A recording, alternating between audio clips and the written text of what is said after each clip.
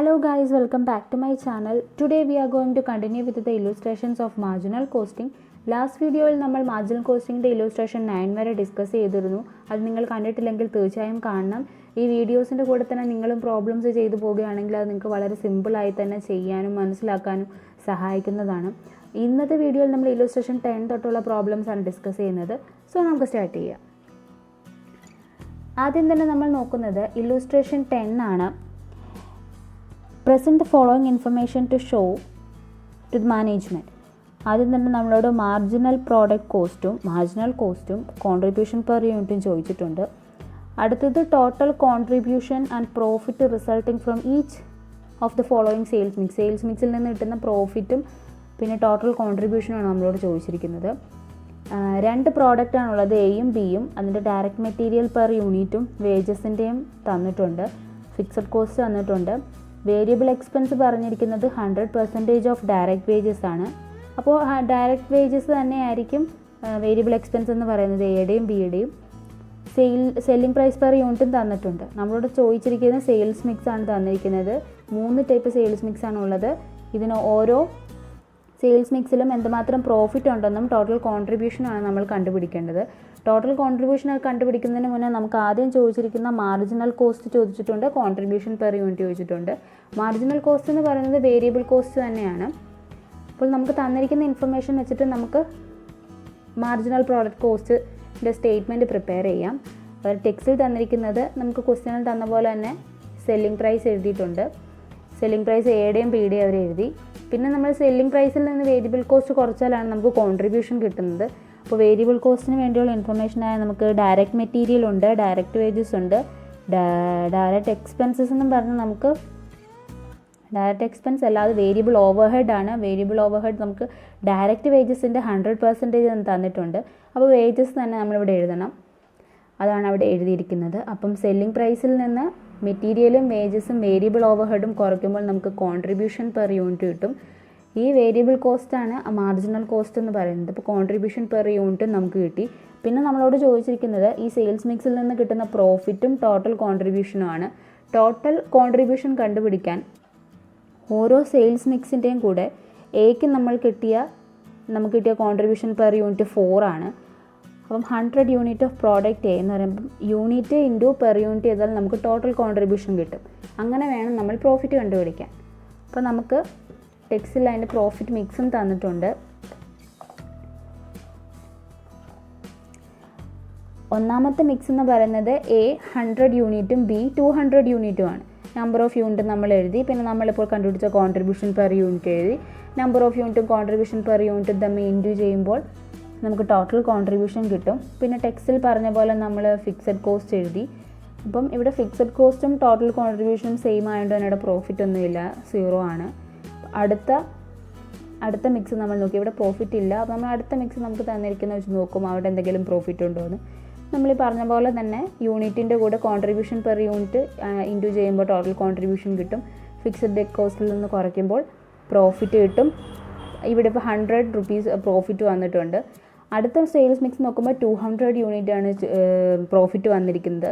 നമുക്ക് ചിലപ്പോൾ ക്വസ്റ്റ്യൻ തരുന്നത് സെയിൽസ് മിക്സ് തന്നിട്ട് ഇതിൽ ഏതാണ് ഉചിതമായിട്ടുള്ളത്, അല്ലെങ്കിൽ ഏറ്റവും കൂടുതൽ പ്രോഫിറ്റബിൾ ആയിട്ടുള്ള സെയിൽസ് മിക്സ് ഏതാണെന്ന് ചോദിക്കുമ്പോൾ നമ്മൾ ഇതുപോലെ തന്നെ കോൺട്രിബ്യൂഷൻ പെർ യൂണിറ്റ് കണ്ടുപിടിച്ചിട്ട് ഇങ്ങനെ ഓരോ സെയിൽസ് മിക്സും ചെയ്ത് നോക്കിയാൽ ഏറ്റവും കൂടുതൽ പ്രോഫിറ്റബിൾ ആയിട്ടുള്ള സെയിൽസ് മിക്സ് നമുക്ക് സെലക്ട് ചെയ്യാം.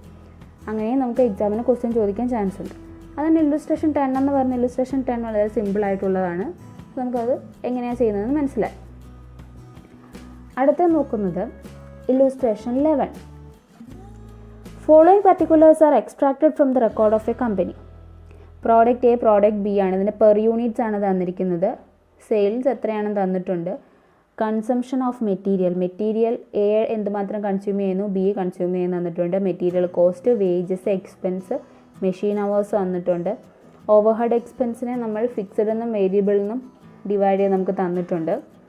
ഡയറക്റ്റ് വേജസ് പെർ അവർ തന്നിട്ടുണ്ട്. Comment on profitability of each product both use same raw material.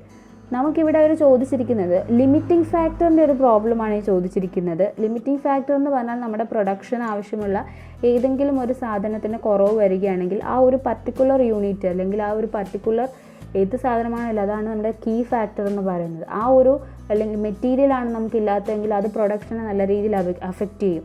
അതുപോലെ ലേബറാണ് ലിമിറ്റിംഗ് ഫാക്ടറായിട്ട് വന്നിരിക്കുന്നതെങ്കിൽ ലേബർ കീ ഫാക്ടറാണ് അവിടെ. ലേബേഴ്സ് ഇല്ലാതെ ഒരിക്കലും വർക്ക് നടക്കത്തില്ല. അപ്പം എന്തിൻ്റെ കുറവാണോ ഉള്ളത് അതാണ് അവിടുത്തെ കീ ഫാക്ടർ എന്ന് പറയുന്നത്. അത് വെച്ചിട്ടാണ് നമ്മളോട് പ്രോഫിറ്റബിലിറ്റി കണ്ടുപിടിക്കാനാണ് ചോദിച്ചിരിക്കുന്നത്. Comment the profitability of each product. So ആദ്യം തന്നെ നമ്മളോട് ചോദിച്ചിരിക്കുന്നത് total sales potential in units. നമ്മൾ നോക്കേണ്ടത് ഇങ്ങനെ നമ്മളോട് ലിമിറ്റിംഗ് ഫാക്ടർ ചോദിക്കുമ്പോൾ എങ്ങനെയാണ് അത് കണ്ടുപിടിക്കേണ്ടത്, എന്തിൻ്റെ ലിമിറ്റിംഗ് ഫാക്ടറാണ് നമ്മളോട് ചോദിച്ചിരിക്കുന്നത്, എന്താണ് അവിടെ ലിമിറ്റിംഗ് ഫാക്ടർ എന്നാണ് നമ്മൾ കണ്ടുപിടിക്കേണ്ടത്. ഇങ്ങനൊരു ക്വസ്റ്റ്യൻ വരികയാണെങ്കിൽ എന്താണ് അവിടെ ലിമിറ്റിംഗ് ഫാക്ടർ എന്നാണ് നമ്മൾ കണ്ടുപിടിക്കേണ്ടത്. ഇവിടെ സെയിൽസ് പൊട്ടൻഷ്യൽ ഇൻ യൂണിറ്റ്സ് എന്ന് പറഞ്ഞാൽ നമ്മളവിടെ കണ്ടുപിടിക്കേണ്ടത് കോൺട്രിബ്യൂഷൻ പെർ യൂണിറ്റ് ആണ്. ഓക്കെ, അപ്പം കോൺട്രിബ്യൂഷൻ പെർ യൂണിറ്റ് പ്രോഡക്റ്റ് എയുടെയും പ്രോഡക്റ്റ് ബിയുടെയും കണ്ടുപിടിക്കുമ്പോൾ ഏറ്റവും കൂടുതലുള്ളത് ഏതാണോ അതായിരിക്കും കൂടുതൽ പ്രോഫിറ്റബിൾ ആയിട്ടുള്ളത്. വാല്യൂ ആണ് ചോദിച്ചിരിക്കുന്നതെങ്കിൽ PV റേഷ്യോ ആണ് കണ്ടുപിടിക്കേണ്ടത്. അടുത്ത പറഞ്ഞിരിക്കുന്നത് റോ മെറ്റീരിയൽ ആണ് അവിടെ ഷോർട്ടായിട്ടുള്ളതെന്നാണ്. അതൊക്കെ റോ മെറ്റീരിയൽ ആണ് കീ ഫാക്ടർ. അടുത്തത് നമ്മളോട് പ്രൊഡക്ഷൻ കപ്പാസിറ്റി, അതായത് മെഷീൻ അവേഴ്സ് ആണ് അവിടെ കീ ഫാക്ടർ എങ്കിൽ ഏതായിരിക്കും പ്രോഫിറ്റബിലിറ്റി എന്നാണ് ചോദിച്ചിരിക്കുന്നത്. അപ്പോൾ ആദ്യം നമ്മുടെ A ക്വസ്റ്റ്യൻ നോക്കിയിട്ട് നമുക്ക് B ക്വസ്റ്റ്യൻ ചെയ്യാം. ആദ്യം നമുക്ക് ചോദിച്ചിരിക്കുന്നത് sales potential in unit is limited ആണെങ്കിൽ ഞാൻ പറഞ്ഞു യൂണിറ്റ്സ് ആണ് അവിടെ ലിമിറ്റ് ആയിരിക്കുന്നതെങ്കിൽ നമ്മൾ കോൺട്രിബ്യൂഷൻ പെർ യൂണിറ്റ് കണ്ടുപിടിച്ചിട്ട് ഏതാണോ കൂടുതലുള്ളത് അതായിരിക്കും പ്രോഫിറ്റബിൾ ആയിട്ടുള്ളത്. നമുക്ക് എന്താ അവർ തന്നിരിക്കുന്നതെന്ന് നോക്കാം. അവർ തന്നിരിക്കുന്ന ഇൻഫർമേഷൻസ് എല്ലാം വെച്ചിട്ട് സെയിൽസ് എഴുതി, നമ്മൾ മെറ്റീരിയലും ലേബറും ഡയറക്റ്റ് എക്സ്പെൻസും വേരിയബിൾ ഓവർ ഹെഡും എഴുതി. എന്നിട്ട് അതിൽ നിന്ന് സെല്ലിംഗ് പ്രൈസ് പെർ യൂണിറ്റ് കുറയ്ക്കും, നമുക്ക് കോൺട്രിബ്യൂഷൻ കിട്ടും. അപ്പം എയുടെയും ബിയുടെയും കിട്ടി നമുക്ക് 45 എന്നും 51 എന്നും. പറയുമ്പോൾ നമുക്കിവിടെ ആൻസറിലും തന്നിട്ടുണ്ട് if total sales potential in unit is limited product B ആണ് മോർ പ്രോഫിറ്റബിൾ എന്ന്. ബി ആവാൻ കാരണം എന്താ, അവിടെ കോൺട്രിബ്യൂഷൻ കൂടുതൽ വന്നിരിക്കുന്നത് ബിക്കാണ്, അതുകൊണ്ടാണ് ബി മോർ പ്രോഫിറ്റബിൾ എന്ന് പറയുന്നത്. ഓക്കെ, അടുത്ത ലിമിറ്റിംഗ് ഫാക്ടർ എന്തായിരുന്നു, വാല്യൂ ലിമിറ്റിംഗ് ഫാക്ടറായിട്ട് വരികയാണെങ്കിൽ ഞാൻ പറഞ്ഞു PV റേഷ്യോ ആണ് കണ്ടുപിടിക്കേണ്ടത്. അപ്പം വാല്യൂ ആണ് അവിടെ ലിമിറ്റിംഗ് ഫാക്ടറായിട്ട് വരുന്നതെങ്കിൽ നമ്മൾ കണ്ടുപിടിക്കേണ്ടത് PV റേഷ്യോ ആണ്. നമുക്കപ്പോൾ കോൺട്രിബ്യൂഷനും സെയിൽസും ഉള്ളപ്പോൾ PV റേഷ്യോ നമുക്ക് കണ്ടുപിടിക്കാം. That is contribution divide by sales into 100 ആണ് PV റേഷ്യോ. PV റേഷ്യോ നമുക്കിവിടെ 55%ഉം 57.5%ഉം ഉണ്ട്. ഇതിലേതാണോ കൂടുതൽ, PV റേഷ്യോയിൽ ഏതാ കൂടുതൽ, അവിടെയും ബിക്ക് തന്നെയാണ് കൂടുതൽ വന്നിരിക്കുന്നത്. ബി ആണ് മോർ പ്രോഫിറ്റബിൾ. ഓക്കെ, രണ്ടാമത്തെ സിറ്റുവേഷനിലും ബി ആണ് മോർ പ്രോഫിറ്റബിൾ. അടുത്ത് നമ്മളോട് ക്വസ്റ്റ്യനിൽ ചോദിച്ചത് മെറ്റീരിയലാണ് കീ ഫാക്ടറായിട്ട് വന്നിരിക്കുന്നത്. അപ്പോൾ മെറ്റീരിയലിൻ്റെ വരികയാണെങ്കിൽ നമ്മൾ ഈ കീ ഫാക്ടറിൻ്റെ അല്ലെങ്കിൽ ലിമിറ്റിംഗ് ഫാക്ടറിൻ്റെ പ്രോബ്ലം വരുമ്പോൾ നമ്മൾ കണ്ടുപിടിക്കേണ്ടത് കോൺട്രിബ്യൂഷൻ പെർ ലിമിറ്റിംഗ് ഫാക്ടർ ആയിരിക്കും. അതായത് ഇതുപോലെ യൂണിറ്റ് ആണെങ്കിൽ നമുക്ക് കോൺട്രിബ്യൂഷൻ പെർ യൂണിറ്റ് ഡയറക്റ്റ് വിളിക്കാം. വാല്യൂ ചോദിച്ചിരിക്കുന്നതെങ്കിൽ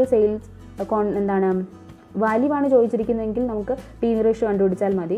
പക്ഷേ മെറ്റീരിയൽ അല്ലെങ്കിൽ ലേബർ അവേഴ്സ്, മെഷീൻ അവേഴ്സ് അതൊക്കെയാണ് കീ ഫാക്ടറായിട്ട് വരുന്നതെങ്കിൽ നമ്മൾ ചെയ്യേണ്ടത് കോൺട്രിബ്യൂഷൻ പെർ ലിമിറ്റിംഗ് ഫാക്ടർ ചെയ്യുക. അതായത് കോൺട്രിബ്യൂഷൻ പെർ യൂണിറ്റ് കണ്ടുപിടിക്കുക, അത് ഡിവൈഡഡ് ബൈ ലിമിറ്റിംഗ് ഫാക്ടർ ഏതാണോ അതുകൊണ്ട് ഡിവൈഡ് ചെയ്യുക. അതായത് എക്ക് എത്രയാണോ ലിമിറ്റിംഗ് ഫാക്ടറായിട്ട്, ഇപ്പോൾ നമ്മൾ മെറ്റീരിയലാണ് വന്നിരിക്കുന്നതെങ്കിൽ മെറ്റീരിയലിൻ്റെ കോൺട്രിബ്യൂഷൻ ഡിവൈഡഡ് ബൈ മെറ്റീരിയലിൻ്റെ എത്രയാണോ വേണ്ട കിലോഗ്രാം വേണ്ടത് എത്രയാണോ അതുകൊണ്ട് ഡിവൈഡ് ചെയ്യുക. മെഷീൻ അവേഴ്സ് ആണെങ്കിൽ മെഷീൻ അവർ കൊണ്ട് ഡിവൈഡ് ചെയ്യുക. ലേബർ അവേഴ്സ് ആണ് ലിമിറ്റിംഗ് ഫാക്ടർ എങ്കിൽ ലേബർ അവർ കൊണ്ട് ഡിവൈഡ് ചെയ്യുക. അങ്ങനെയായിരിക്കണം നമ്മൾ മെറ്റീരിയൽ, ലേബർ അവേഴ്സ് ഒക്കെയാണ് നമുക്ക് കീ ഫാക്ടറായിട്ട് വരുന്നതെങ്കിൽ ചെയ്യേണ്ടത്. ഇവിടെ നമ്മളോട് ചോദിച്ചിരിക്കുന്ന റോ മെറ്റീരിയലാണ് ലിമിറ്റിംഗ് ഫാക്ടർ എങ്കിൽ എങ്ങനെയാണ് ചെയ്യേണ്ടതെന്ന്. അങ്ങനെയാണെങ്കിൽ മെറ്റീരിയൽ ലിമിറ്റിംഗ് ഫാക്ടർ ആകുമ്പോൾ നമുക്ക് ചെയ്യുന്നതിന് വേണ്ടിയാണ് ഇവിടെ യൂസേജ് ഓഫ് അല്ലെങ്കിൽ കൺസംഷൻ ഓഫ് മെറ്റീരിയൽ തന്നിരിക്കുന്നത്. അപ്പം നമുക്ക് ചെയ്ത് നോക്കാം. 2 ആണ് എക്ക്, 3 ആണ് ബിക്ക് വന്നിരിക്കുന്നത്. എയുടെ കോൺട്രിബ്യൂഷൻ എന്ന് പറയുന്നത് 55 ആണ്. 55 ഡിവൈഡ് ബൈ 2 ദാറ്റ് ഈസ് 27.5. അടുത്തത് ബിയുടെ contribution per unit 69 divided by എന്തുമാത്രം മെറ്റീരിയൽ ആണോ അത് ചെയ്യുക, divide by 3 that is 23.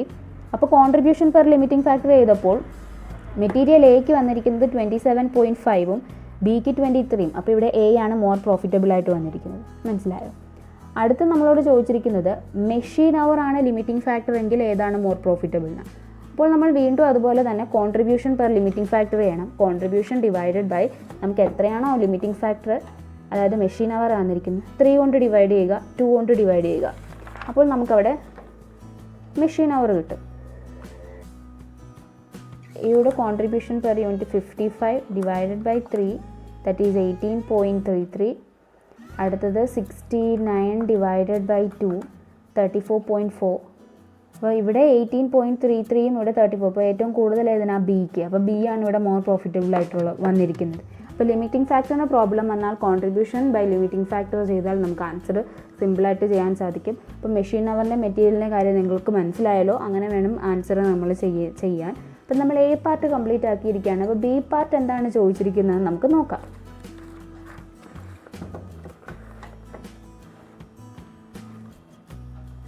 B പാർട്ടിൽ നമ്മളോട് ചോദിച്ചിരിക്കുന്നത് assuming raw material as the key factor, raw material key factor ആണെന്നും availability 10,000 kilogram and each product cannot be sold more than 3,500 unit, find out the product mix which will yield the maximum profit. അതായത് material limiting factor ആയിട്ട് വരുമ്പോൾ ഏതാ more profitable എന്ന് നമ്മളിപ്പോൾ കണ്ടുപിടിച്ചിട്ടുണ്ടായിരുന്നു. നമ്മളോട് പറയുന്നത് 10,000 കിലോഗ്രാമേ total available ആയിട്ടുള്ളൂ മെറ്റീരിയൽ. പിന്നെ നമുക്കിവിടെ കൺസ്യൂം ചെയ്യുന്നത് എത്രയാണെന്ന് തന്നിട്ടുണ്ട്. പ്രോഡക്റ്റ് എ എന്തുമാത്രം കൺസ്യൂം ചെയ്യുന്നു. പിന്നെ തന്നിരിക്കുന്നത് പ്രോഡക്റ്റ് എ ആണെങ്കിലും ബി ആണെങ്കിലും 3,500 യൂണിറ്റിൽ കൂടുതൽ വിൽക്കാൻ സാധിക്കില്ല. മോർ പ്രോഫിറ്റബിൾ ആയിട്ടുള്ള യൂണിറ്റിന് നമ്മൾ ആദ്യം മെറ്റീരിയൽ കൊടുക്കുക എന്നുള്ളതാണ്. 3,500 യൂണിറ്റിന്, അതായത് ഒരു യൂണിറ്റിന് ഇവിടെ വേണ്ടത് 2 കിലോഗ്രാം ഓഫ് മെറ്റീരിയലാണ്. അപ്പോൾ 3,500 യൂണിറ്റിന് എന്തുമാത്രം കിലോഗ്രാം വേണമെന്നറിയാൻ 3,500 × 2 ചെയ്യുമ്പോൾ നമുക്ക് 7,000 കിട്ടും. അപ്പോൾ 7,000 കിലോഗ്രാം ഈ 10,000 കിലോഗ്രാമിൽ നിന്ന് അങ്ങ് മാറും. മെറ്റീരിയലിൻ്റെ കീ ഫാക്ടർ വെച്ച് ചെയ്തപ്പോൾ നമ്മൾ നോക്കിയത് എ ആണ് കൂടുതൽ പ്രോഫിറ്റബിൾ എന്നും ബി സെക്കൻഡ് റാങ്കുമാണ് നമ്മൾ കൊടുത്തത്. ഫസ്റ്റ് റാങ്ക് എയ്ക്കാണ് വന്നിരിക്കുന്നത്. അപ്പോൾ നമ്മൾ ആദ്യം കൊടുക്കേണ്ടത് എയ്ക്കാണ്, കാരണം എ ആണ് മോർ പ്രോഫിറ്റബിൾ. എന്നിട്ട് ബാലൻസ് മാത്രമേ ബിക്ക് കൊടുക്കാവൂ. അപ്പോൾ നമ്മൾ ചെയ്തത് അതാണ്. അവൈലബിലിറ്റി ഓഫ് മെറ്റീരിയൽ എന്ന് പറയുന്നത് നമുക്ക് 10,000 യൂണിറ്റ് ആണുള്ളത്. 10,000ൽ നമ്മൾ 1 കിലോഗ്രാമിന് വേണ്ടത് 2 കിലോ, ഒരു യൂണിറ്റ് ഉണ്ടാക്കാൻ 2 കിലോഗ്രാം മെറ്റീരിയലാണ് വേണ്ടത്. അപ്പം 3,500 യൂണിറ്റിന് എത്ര വേണം? 3,500 × 2 ചെയ്യുമ്പോൾ 7,000 കിലോഗ്രാം വേണം എയ്ക്ക്. അപ്പോൾ 10,000 നിന്ന് 7,000 പോയാൽ ബാക്കി 3,000 കിലോഗ്രാം നമ്മൾ ബിക്ക് കൊടുക്കും. 7,000 എയ്ക്കും പോയി, 3,000 ബിക്കും പോയി. അപ്പം നമ്മളോട് ചോദിച്ചിരിക്കുന്നത് സെയിൽസ് മിക്സ് കണ്ടുപിടിക്കാൻ. അപ്പം നമുക്ക് എത്രമാത്രം കിലോഗ്രാം എന്നല്ല കണ്ടുപിടിക്കാൻ, എന്തുമാത്രം യൂണിറ്റ് വിറ്റു എന്നാണ്. എ അപ്പോൾ ഫുൾ 3,500 യൂണിറ്റ് അവിടെ വിൽക്കുന്നുണ്ട്. ബിയുടെ കണ്ടുപിടിക്കാൻ എന്ത് ചെയ്യണം? അയാൾക്ക് കൊടുത്തത് എത്ര? ബിക്ക് കൊടുത്തത് 3,000 യൂണിറ്റ്. 3,000 divided by 3. 3 എങ്ങനെ വന്നു? 3 ബിയുടെ ഒരു യൂണിറ്റ് പ്രൊഡ്യൂസ് ചെയ്യാൻ വേണ്ട കിലോഗ്രാം എന്ന് പറയുന്നത്, കിലോഗ്രാം ഓഫ് മെറ്റീരിയൽ എന്ന് പറയുന്നത് 3 ആണ്. അതുകൊണ്ടാണ് 3,000 കിലോഗ്രാമിൽ നിന്ന് നമ്മളിപ്പോൾ ഒരു യൂണിറ്റിന് വേണ്ട ഡിവൈഡ് ചെയ്യുമ്പോൾ നമുക്ക് എന്തുമാത്രം യൂണിറ്റ് പ്രൊഡ്യൂസ് ചെയ്യാൻ കിട്ടുന്നത് 1000 യൂണിറ്റ്. അങ്ങനെയാണ് ഇവിടെ ഈ സെയിൽസ് മിക്സ് വന്നത്. എക്ക് 3,500ഉം ബിക്ക് 1,000 നമ്പർ ഓഫ് യൂണിറ്റുമാണ് വിൽക്കാൻ പറ്റുന്നത്. പിന്നെ നമ്മളോട് ചോദിച്ചിരിക്കുന്നത് സെയിൽസ് മിക്സ് നമ്മൾ കണ്ടുപിടിച്ചു, പ്രോഫിറ്റബിലിറ്റിയാണ് നമ്മളോട് ചോദിച്ചിരിക്കുന്നത്. കോൺട്രിബ്യൂഷൻ പെർ യൂണിറ്റ് കണ്ടു, ടോട്ടൽ കോൺട്രിബ്യൂഷൻ അറിയാമല്ലോ. നമ്മൾ കോൺട്രിബ്യൂഷൻ പെർ യൂണിറ്റുമായിട്ട് ഇൻറ്റു ചെയ്യുമ്പോൾ നമുക്ക് ടോട്ടൽ കോൺട്രിബ്യൂഷൻ കിട്ടും. ഫിക്സഡ് കോസ്റ്റ് നമുക്ക് ഇവിടെ തന്നിരിക്കുന്ന പോലെ തന്നെ ഫിക്സഡ് കോസ്റ്റിൻ്റെ തന്നിട്ടുണ്ട് നമുക്ക് 5 എന്നും 10 എന്നും. അപ്പോൾ നമുക്ക് ക്വസ്റ്റിന് തന്ന പോലെ തന്നെ നമ്മൾ യൂണിറ്റിൻ്റെ കൂടെ ഇൻറ്റു ചെയ്തിട്ട് എഴുതി 3,500 × 5ഉം 3,500 × 10ഉം. ഫിക്സഡ് കോസ്റ്റ് നമ്മൾ മാക്സിമം കപ്പാസിറ്റിയിലാണ് അവിടെ എടുക്കുന്നത്. 3,500 × 5ഉം × 10ഉം ചെയ്യുമ്പോൾ നമുക്ക് ഫിക്സഡ് കോസ്റ്റ് കിട്ടും. അങ്ങനെ പ്രോഫിറ്റും കിട്ടും. സിമ്പിളായിട്ടുള്ളൊരു പ്രോബ്ലം തന്നെയായിരുന്നു ഇത്. വളരെ കോംപ്ലിക്കേഷൻ ഒന്നും ഇല്ലാത്ത സിമ്പിളായിട്ടുള്ള പ്രോബ്ലം ആയിരുന്നു. നമുക്കിനി അടുത്ത പ്രോബ്ലത്തിലേക്ക് പോകാം. അടുത്തത് ഇല്ലൂസ്ട്രേഷൻ 12. ഇത് അത്യാവശ്യം ഒന്ന് ഡൗട്ട് തോന്നിക്കും, ഇത് എങ്ങനെയാണ് നമ്മൾ ചെയ്യേണ്ടതെന്നൊക്കെ. A company has a capacity of producing 1 lakh unit of a certain product. അതായത് ഈ കമ്പനിയുടെ കപ്പാസിറ്റി എന്ന് പറയുന്നത് ടോട്ടൽ 1 lakh ആണ് ഒരു മാസം. The sales department report the following schedule. അപ്പം 100% അത് 1 lakh യൂണിറ്റ് ആണ് പ്രൊഡ്യൂസ് ചെയ്യുന്നത്. ഇനി ബാക്കി നമ്മളോട് പറഞ്ഞിരിക്കുന്നത് പെർസെൻറ്റേജ് തന്നിരിക്കുകയാണ്. 60%-ലും 70%-ലുമുള്ള എല്ലാത്തിൻ്റെയും സെല്ലിംഗ് പ്രൈസ് പെർ യൂണിറ്റ് ആണ് നമുക്ക് തന്നിരിക്കുന്നത്. 100% വരെ നമുക്ക് 1 lakh പ്രൊഡ്യൂസ് ചെയ്യാൻ സാധിക്കും. അപ്പോൾ ഓരോ യൂണിറ്റ്, അതായത് ഓരോ കപ്പാസിറ്റി കുറയുമ്പോഴുമുള്ള സെല്ലിംഗ് പ്രൈസാണ് നമുക്ക്, ഓരോ കപ്പാസിറ്റിയിലുമുള്ള സെല്ലിംഗ് പ്രൈസ് പെർ യൂണിറ്റ് ആണ് നമുക്ക് തന്നിരിക്കുന്നത്. അടുത്തത് വേരിയബിൾ കോസ്റ്റ് നമുക്ക് തന്നിട്ടുണ്ട് 15 പൈസ പെർ യൂണിറ്റ്. ഒരു യൂണിറ്റിന് 15 പൈസ എന്ന രീതിയിലായിരിക്കും വേരിയബിൾ കോസ്റ്റ് നമ്മൾ കാൽക്കുലേറ്റ് ചെയ്യുന്നത്. ഫിക്സഡ് കോസ്റ്റ് 40,000, നമ്മളോട് ചോദിച്ചിരിക്കുന്നത് ഒരു സ്റ്റേറ്റ്മെൻറ്റ് പ്രിപ്പയർ ചെയ്യാനാണ്. Incremental revenue and differential cost at each stage. At which volume of production will the profit B maximum. Profit maximum ആവുന്ന ഏത് പ്രൊഡക്ഷൻ കപ്പാസിറ്റിയിലാണ് പ്രോഫിറ്റ് മാക്സിമം ആവുന്നതെന്നാണ് ചോദിച്ചിരിക്കുന്നത്. ഈ പറഞ്ഞിരിക്കുന്ന ഏത് കപ്പാസിറ്റിയിലാണ്. സോ നമുക്കിത് ചെയ്ത് നോക്കാം.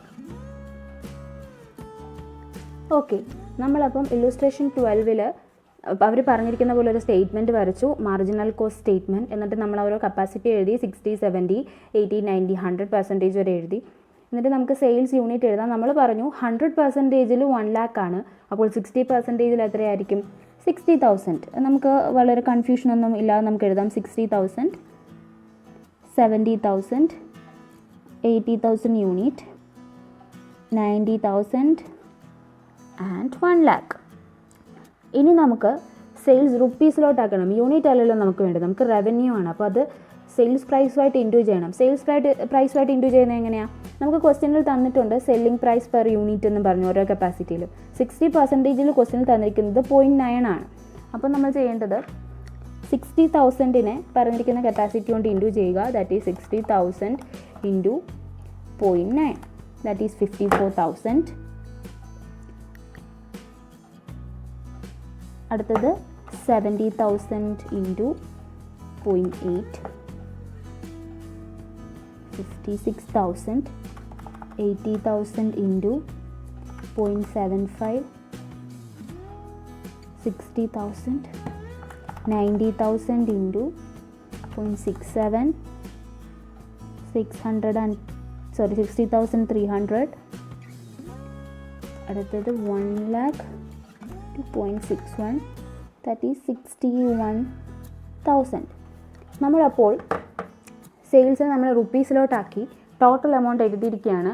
നമ്മളിനി കണ്ടുപിടിക്കേണ്ടത് ഇൻക്രിമെൻ്റൽ സെയിൽസ് എന്തുമാത്രമാണെന്നാണ്. അത് നമ്മൾ ചെയ്യുന്നത് എങ്ങനെയാണെന്ന് വെച്ചാൽ നമ്മൾ ആദ്യം താഴോട്ട് അത് നമ്മൾ എങ്ങനെയാണ് ചെയ്യുന്നതെന്ന് വെച്ചാൽ നമ്മളിവിടെ ഇൻക്രിമെൻ്റൽ സെയിൽസ് എന്ന് പറഞ്ഞ് എഴുതും.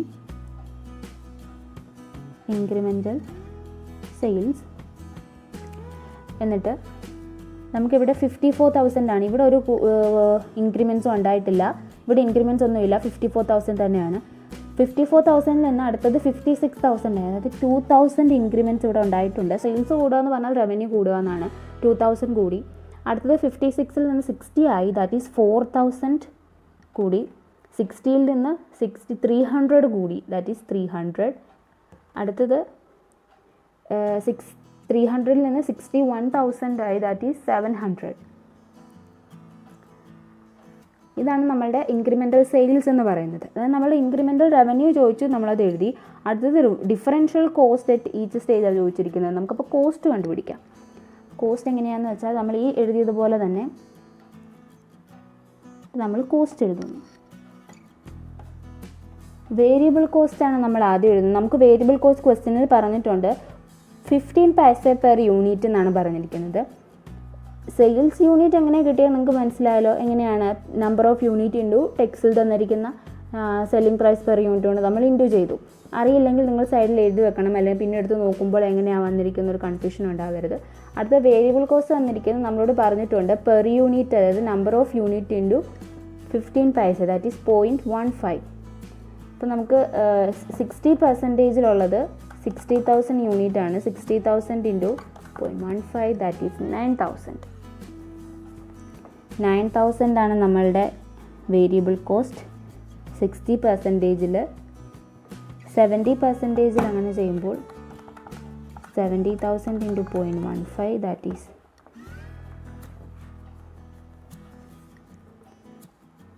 10,500.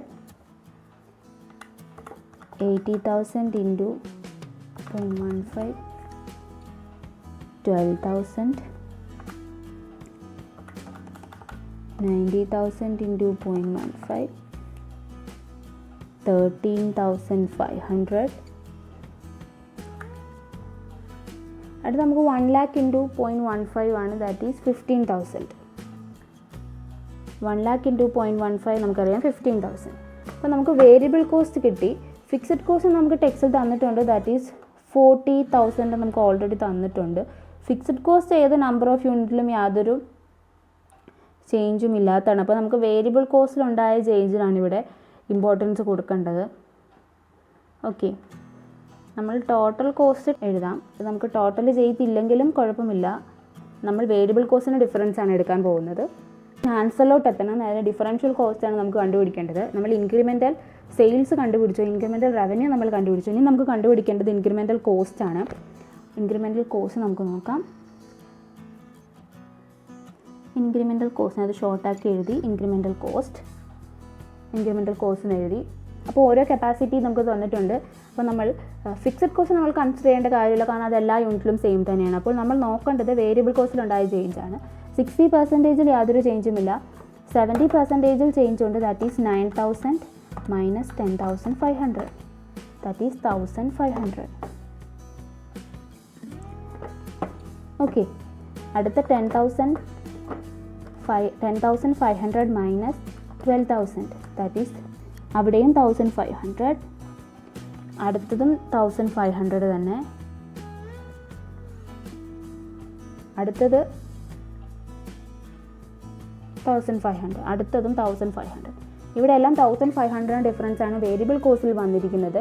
ഇനി നമ്മൾ നോക്കേണ്ടത്, നമുക്കിപ്പോൾ ഇൻക്രിമെൻ്റൽ റവന്യൂവും ഇൻക്രിമെൻ്റൽ കോസ്റ്റും കിട്ടി. ഇനി ഇവിടെ നമ്മൾ എ എന്ന് കൊടുക്കുകയും ഇവിടെ ബി എന്ന് കൊടുക്കുകയാണെങ്കിൽ നിങ്ങൾക്ക് കറക്റ്റായിട്ട് മനസ്സിലാകും. നമ്മളിനി ചെയ്യുന്നത് ഇൻക്രിമെൻ്റൽ പ്രോഫിറ്റ് കണ്ടുപിടിക്കുക എന്നുള്ള ചടങ്ങാണ്. അടുത്ത് നമ്മൾ ചെയ്യുന്നത് ഇൻക്രിമെൻ്റൽ പ്രോഫിറ്റ് ആണ്.